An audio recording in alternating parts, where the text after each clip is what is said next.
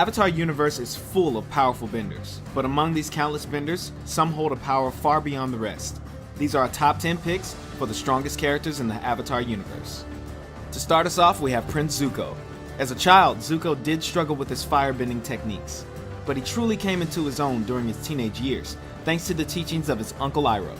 He was even able to hold his own against fully grown firebending masters, and Zuko only grew stronger throughout the series, learning new skills from his uncle, like redirecting lightning, and more importantly, inner peace. Next up is the authoritative equalist leader, Amon. You'll get your duel, and I will destroy you. At first, Amon may seem to have a major disadvantage when he claims he's not a bender. Amon is, however, an expert in hand-to-hand combat. He is so skilled, he is known to neutralize expert benders using no bending himself. Despite this skill, Amon is also secretly a highly trained waterbender. The few times we see him waterbend, he uses rather advanced techniques, but his strongest skill of all is the rare yet powerful waterbending technique, bloodbending. That's right, Amon can take full control over his enemies, and he can even do it without a full moon, something that was never even believed to be possible before Amon's family perfected the terrifying technique. Next on our list is the tyrannical leader himself, Fire Lord Ozai. For the majority of the series, he remained more of an ominous mystery, a looming threat whose power came more from the fear of the unknown than his actual abilities. But when we finally did get to see Ozai in action, he proved that his power came from much more than fear. The Fire Lord had an intense and wild style of firebending, fueled by anger and hate. While he did harness the power of Sozin's Comet to give his bending an extra boost, it is clear that comet or no comet, Ozai is a force to be reckoned with. Up next is everyone's favorite airbending teacher, Tenzin.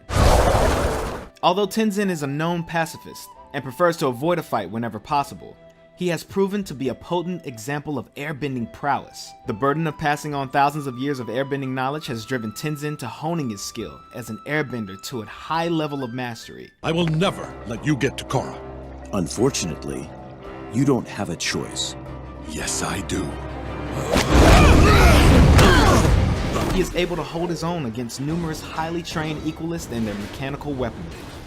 He arguably got the better of the infamous Zahir, keeping the villain on the defense and demonstrating his bending superiority, before losing due to a little more than some bad luck.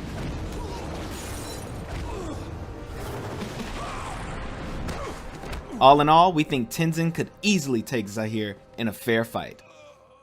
Strength seems to run in the family because our next entry is Tenzin's mother, Katara. Oh, great. You again. Yeah, I didn't think so. From the very beginning, Katara's sheer determination to hone her waterbending skills, even without a teacher, was a demonstration of great strength. Let's do this. From that determination, we saw Katara grow as a bender throughout the series, collecting skills like state changing, healing, and even bloodbending. Her waterbending expertise, coupled with her ingenuity, gave her a significant advantage as she found clever and unique ways to put her waterbending to use.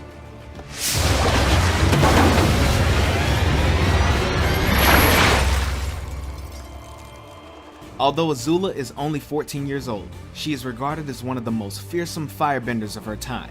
After mastering the basics of firebending at a very young age, her flames held such an intense heat that they developed a signature blue color. In addition to her standard firebending, she quickly advanced onto more complicated powers, like the ability to generate and control lightning, which is regarded as one of the most powerful and dangerous techniques in a firebender's arsenal. She has also proven time and time again to be a skilled combatant and strategist, and was often able to use her smooth demeanor to get inside her opponent's head. Azula's cold and relentless personality added to her immense physical power that made her a fierce leader, as well as a frighteningly dangerous foe to any who would dare cross her. What is wrong with that child? Next up is Toph Beifong, aka the Blind Bandit. I am the greatest earthbender in the world! Don't you two dunderheads ever forget it! Though you wouldn't know it by visiting her home in Ba Sing Se, Toph is an earthbending prodigy. Her mastery of the craft allowed her to perfect the technique of using earthbending to detect vibrations in the ground, giving her a hyper-awareness of her surroundings. Not only did this replace her sight, but it allowed her to anticipate her enemy's every move, and could even inform her if someone was lying. He's not lying. How can you tell? I can feel his breathing and heartbeat. When people lie, there's a physical reaction. He's telling the truth. And we haven't even scratched the surface. Toph is able to use her earthbending for countless applications, whether it's to protect her allies, immobilize her enemies, or even mobilize herself. Toph has a skill for almost any situation. Need a ride? She has even gone as far as to invent and master an entirely new form of bending. Have I ever mentioned how sweet it is that you invented metal bending? You could stand to mention it more. When Toph runs into something she struggles with, she puts her rock-like willpower to the task until she's mastered that as well. Woo! Toph, you rule. Don't let his good nature fool you, because beneath Iroh's optimism and wisdom comes a raw power that only experience can bring. As one of the few firebenders of his time that understood how to firebend without resorting to anger, Iroh had a high level of mastery over the art. Though he would usually prefer to avoid a fight, he was not afraid to demonstrate his ability if the need presented itself.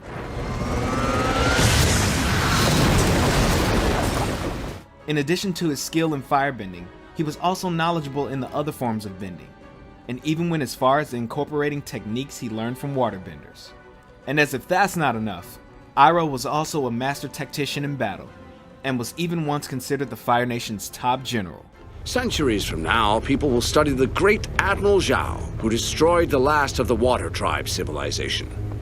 You're lucky you're here to see it. Be careful what you wish for, Admiral. History is not always kind to its subjects. Avatar Korra showed she was capable of the basics when she was a little more than a toddler. I'm the Avatar! You gotta deal with it! By the time she was 17, she had mastered 3 out of the 4 elements and even showed immense skill in fighting while switching between bending styles.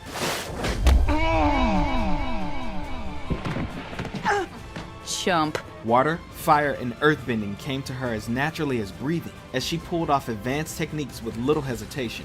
While she initially struggled with airbending, she eventually proved she could master that as well, and even fight using only airbending when needed.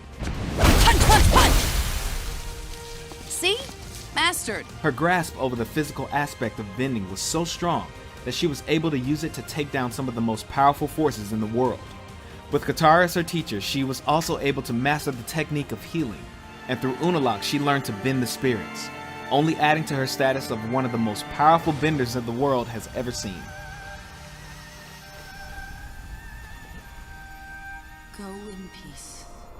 Finally, we have the last airbender himself, Avatar Aang. Before Aang even knew he was the Avatar, he was an airbending prodigy, reaching the rank of master by the young age of 12, making him the youngest airbending master in history. Aang's real test would be in his mission to end the 100-Year War and bring peace to the world. And that's where he would demonstrate his true power. When Aang began his journey, he only knew how to airbend, and had less than a year to learn and master the other 3 elements. While he was playful and often lighthearted, he proved to be a determined student when he focused his efforts, and became proficient in waterbending, earthbending, and firebending in record time. While he did gain a high level of expertise in the physical aspect of bending, it is in the spiritual aspect where he really excelled. Thanks to his training from the Air Nomad monks, Aang demonstrated a calmness of mind and a level of wisdom far beyond his years. This spiritual strength was only amplified after Aang's training with Guru Patik and learned to unlock his 7 chakras. Aang was even able to learn an entirely new form of bending, energy bending. This ancient and forgotten art allowed Aang to bend the energy inside of others, and even remove their bending abilities entirely. Aang's physical and spiritual power, as well as his own unbendable spirit, were what ultimately allowed him to take down the Fire Lord and end the 100-Year War.